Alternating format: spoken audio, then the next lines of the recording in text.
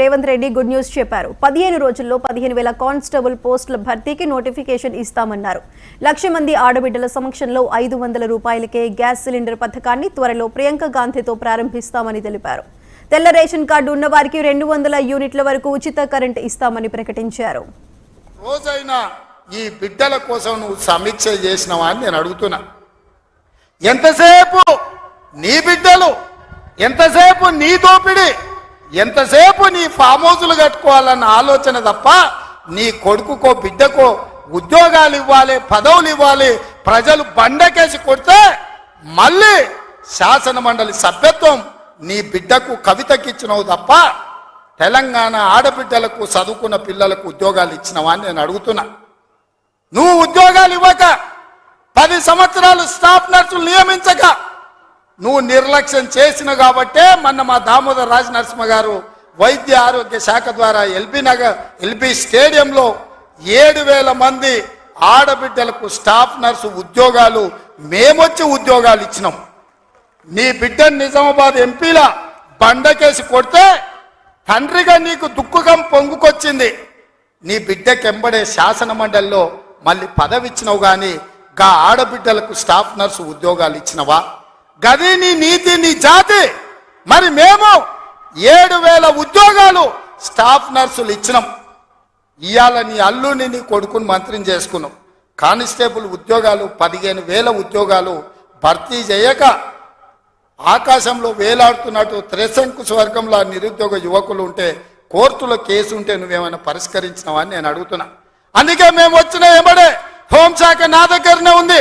డీజీపీని ఇతర అధికారులను పిలిచి సమీక్షించి వేలాది మంది నిరుద్యోగ యువకులు ఈ రోజు నిరుద్యోగులుగా అమీర్పేటలో లేకపోతే అశోక్ నగర్ చౌరస్తాల్లో, దిల్సు నగర్ చౌరస్తాల్లో ఇంటికెళ్ళి తల్లిదండ్రులకు మొహం చూయించుకోలేక నిస్సారంగా జీవితం గడుపుతున్నారు. వాళ్లకు ఉద్యోగాలు ఇవ్వాలని కోర్టుల్లో ఉన్న కేసులను ఇవాళ త్వరితగతిన పరిష్కరించాలని ప్రయత్నం చేసినాం. నువ్వు ఎంత అడ్డం పడ్డా, నువ్వు ఎంత గగ్గోలు పెట్టినా, బిల్లా రంగాలు మమ్మల్ని ఎన్ని శాపనార్థాలు పెట్టినా 15 రోజుల్లో 15,000 కానిస్టేబుల్ పోస్టులు భర్తీ చేసే బాధ్యత, 15 రోజుల్లో 15,000 కానిస్టేబుల్ పోస్టులు భర్తీ చేసే బాధ్యత మా మంత్రివర్గం తీసుకుంటుంది. మాది బాధ్యత అని చెప్పి నేను ఈ వేదిక మీద నుంచి మాట ఇస్తున్న మిత్రులారా, ఈరోజు తెలంగాణ సమాజం ఆలోచన చెయ్యండి. ఈ తెలంగాణ రాష్ట్రం ఎవరి చేతిలో భద్రంగా ఉంటుంది? ఈ తెలంగాణ రాష్ట్రం త్యాగాల పునాదుల మీద ఏర్పడ్డ ఈ రాష్ట్రం ఎవరు భద్రంగా కాపలా కాస్తారు? ఎవరు భద్రంగా ఈ రాష్ట్రాన్ని అభివృద్ధి పదం వైపు నడిపిస్తారో మీరు ఆలోచన చేయండి.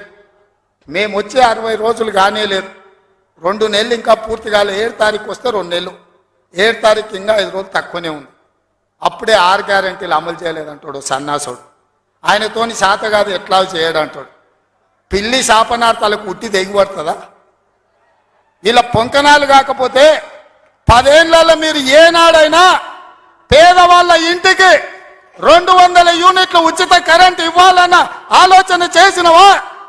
పేదవాడు ఆత్మగౌరవంతో బ్రతకాలి అంటే ఇందిరమ్మ ఇండ్లు ఇవ్వాలన్న ఆలోచన ఏనాడైనా చేసినవా? ఆరోగ్యశ్రీ పథకాన్ని నిర్వీర్యం చేసినావు. 10 లక్షల రూపాయలు వాళ్ళకి ఇన్సూరెన్స్ ఇవ్వాలన్న ఆలోచన ఏనాడైనా చేసినవా?